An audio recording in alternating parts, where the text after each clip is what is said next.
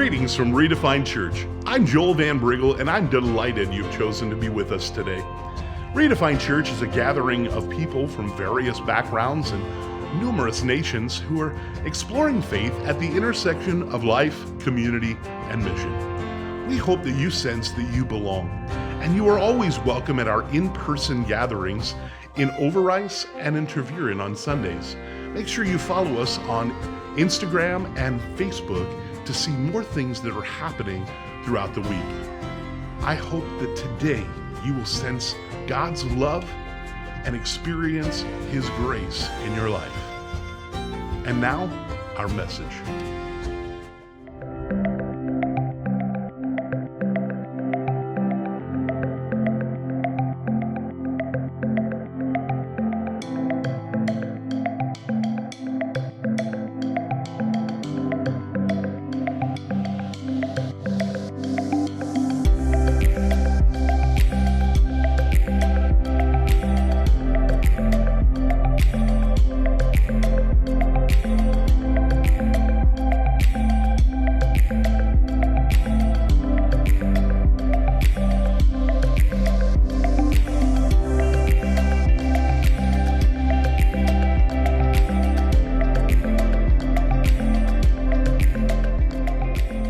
Welcome to our March series, A Messy March, Redefined by Jesus.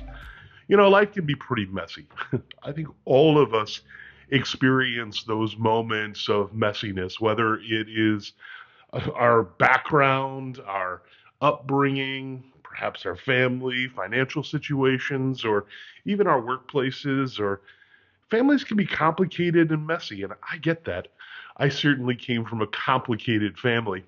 I learned a very valuable lesson when I was a kid watching my pastor, who was there to comfort me and our family at a time when my grandfather had passed away. But it was complicated because there were a number of divorces and different things that happened.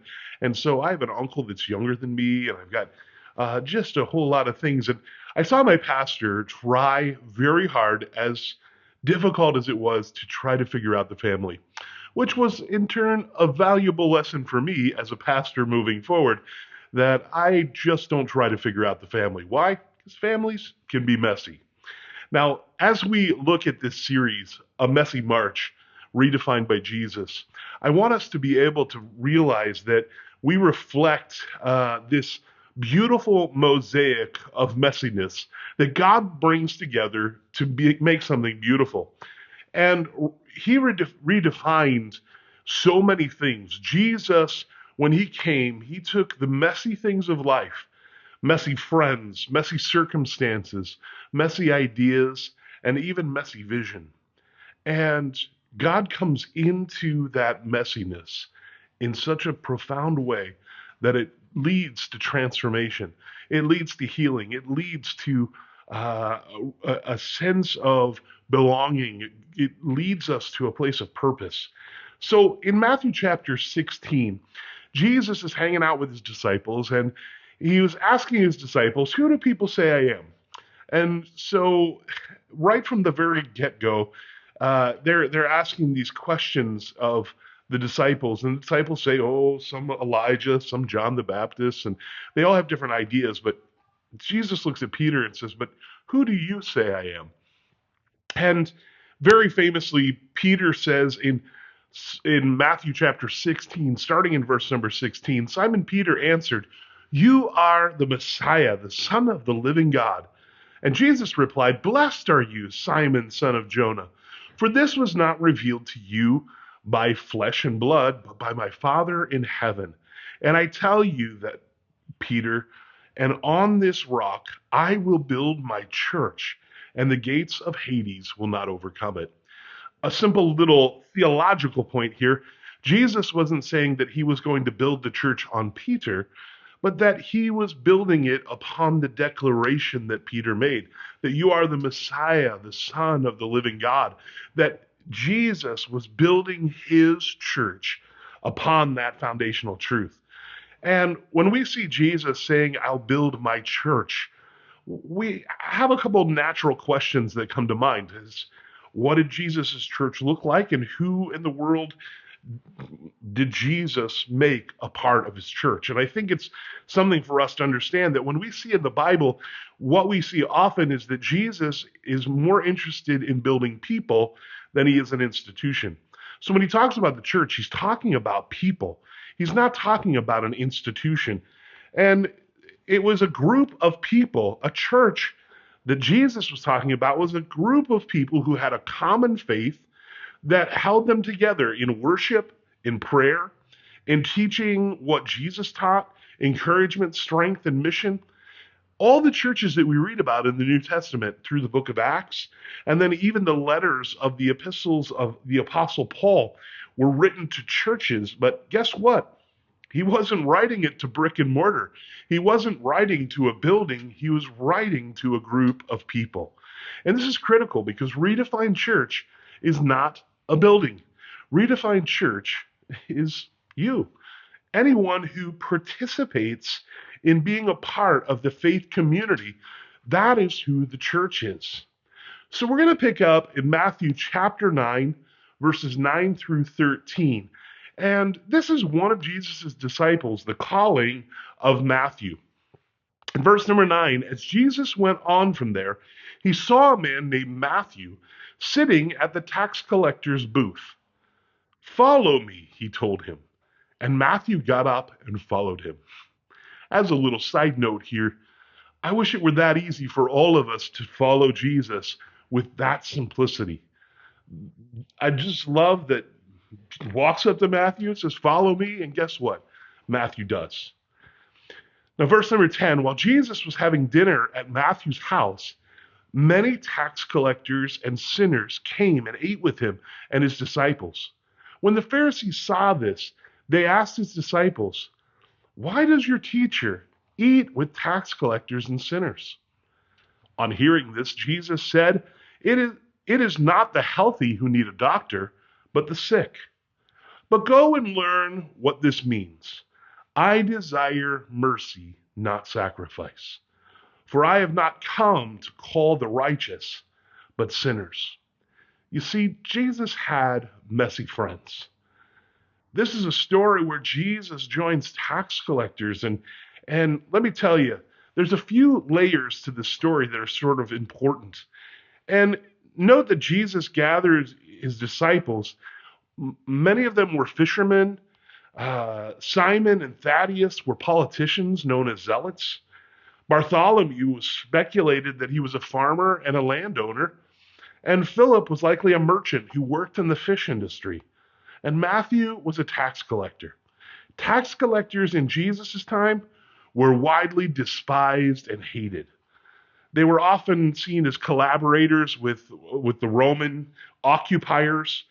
It was often that there was corruption, as the tax collectors would not only take what Rome was taking and ask them to give that, but they would always increase. And the tax collectors would take money on the side. And so the Jewish people and really all of the community hated the tax collectors. And from a religious perspective, they were considered unclean because their job not only involved Jews, but those who were non-Jews and Gentiles. And their interactions with those Gentiles would have made them ceremonially unclean. And so we recognize in this society, in this culture, everything revolved around community. It was about being in the community or being out of the community. You always wanted to be in the community because being out of the community was a place of shame, was a place of loneliness and solitude and isolation or marginalization. And so you wanted to be in the community, and tax collectors couldn't. Now, the good side of tax collecting was you became wealthy. So you kind of dulled your pain of isolation by gathering more stuff. But let me tell you, it was a place where people were hated.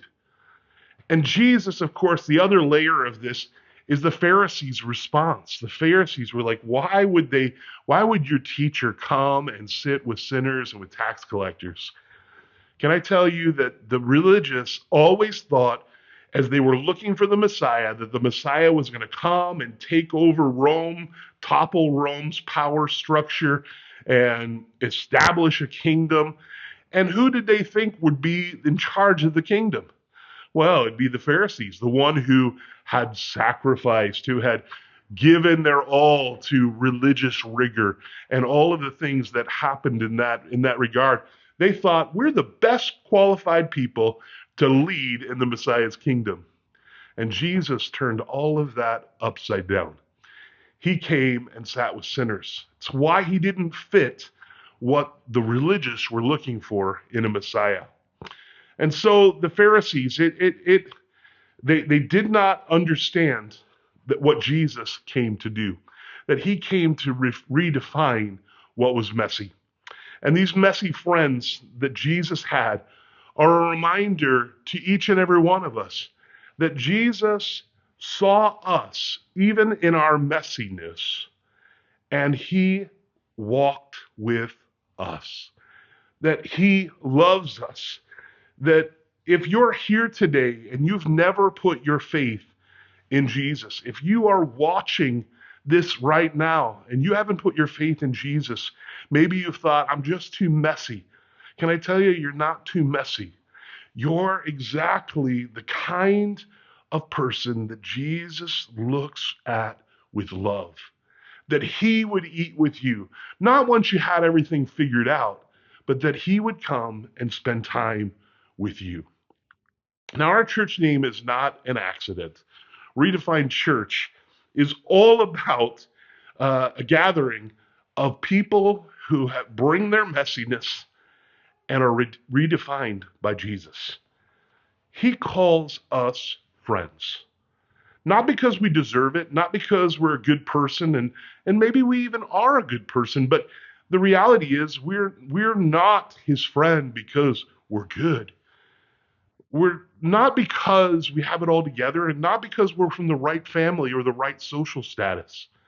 The reality is that Jesus saw us at our very worst, and he loved us.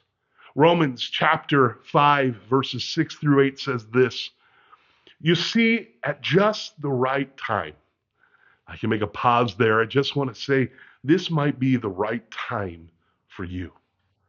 Just at the right time, when we were still powerless, when we couldn't save ourselves, when we were hopeless, we were desperate, Christ died for the ungodly. Verse 7, very rarely will anyone die for a righteous person, though for a good person, someone might possibly dare to die. But God demonstrates his own love for us in this: while we were still sinners, Christ died for us. What a powerful truth from Romans 5. Reminds us that while we were at our messiest, in moments when we wouldn't want anyone else to know the things that we had done, the places that we had allowed our lives to get to, he loved us in that moment. Can I encourage you, if you've not put your faith in Jesus, today is the day. It's the day where you say, God, I'm bringing my messiness to you and I surrender. If you've given your heart to Jesus, you have allowed him to clean up the messiness, to make things right. If you've asked him to be your Lord, then this is an opportunity for you to give that kind of love today. This message can shift generations. It can shift our community. And if we invite messy people to experience his love, we are doing the very same that Jesus did the day he walked and he went and had dinner with Matthew and his friends. This may very well mean that we need to walk into the messiness of other people's lives and eat with them and love them in the middle of their messiness. Will you take a moment of vulnerability with the Holy Spirit right now? Who in your community would you be uncomfortable to have over for dinner? Who would you be nervous that other people would see you having dinner with them? Who would you have a difficult time loving in our community? Lord, help me today to love those you love with the same way you showed love to Matthew. That's our desire. We want to walk together toward Jesus. Now, it doesn't mean that loving people means we have to compromise our faith or even our allegiance to Jesus and his word. We all want people to make King Jesus the top priority in their life. And that will involve people surrendering their messy ways to embrace Jesus's ways for them. It rarely happens in one moment, but what I'm thankful for is that's fine. It's okay. We were designed to journey together. We walk together toward Jesus. If you're watching today, I want to encourage you, no matter the mess you're in, Jesus loves you and he wants to be with you. And if you're walking with Jesus, but it seems like things have been cluttered or things have become messy, let me tell you, Jesus wants to meet you in your messy. He doesn't want us to live there or to reside there, but he's always able to come in and to change and to transform and to give us life and to remind us that we're his and that he loves us. I encourage you, reach out to him today in faith, and you will see Jesus in the middle of your messiness, and you'll experience his love as you surrender to him. May God bless you and be with you and strengthen you, and I pray that you will see him in the messiness of life. Thank you so much for joining us here at Redefined Church. If you have any questions or want prayer, we encourage you to send us a private message. We would be happy to connect with you and to pray with you to help you in your faith journey. Make sure this week to get a hold of the Redefining Moments. You can find those on our website and on our Facebook page. It's a daily prayer and Bible reading guide designed to help you grow and in your walk with Jesus Christ. Make sure that you check out our website so that you can see everything that's happening and to be part of that here at Redefined Church. May God bless you, and we hope that you have an incredible week.